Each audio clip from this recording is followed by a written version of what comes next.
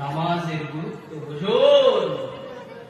শুধু সন্তানদেরকে 7 বছর বয়স থেকে নামাজের শিক্ষা দেব কাল থেকে নিয়ত করে নিলেন, আর নিজেরা নামাজ পড়বো না, এটা কিন্তু চলবে না। জি, হুজুর বলেছেন সন্তানদেরকে 7 বছর বয়স থেকে নামাজের শিক্ষা দাও, মনে মনে নিয়ত করে নিলাম কাল থেকে বেটাকে দেখবো কেমন ও মসজিদে যায় না, কিন্তু আমি মসজিদে যাব, এটা কিন্তু চলবে না।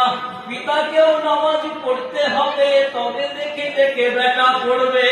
মাতাকেও নামাজ পড়তে হবে, তবে দেখে কন্যা সন্তান বাড়িতে নামাজ পড়বে। রাসূল পাক সাল্লাল্লাহু আলাইহি ওয়াসাল্লাম তিনার পবিত্র জবানে বলেছেন, লা তাত্তাখিযু বুয়ুতাকুম কুবুরা। ও মুসলমানেরা, তোমরা ঘরটাকে কবরস্থান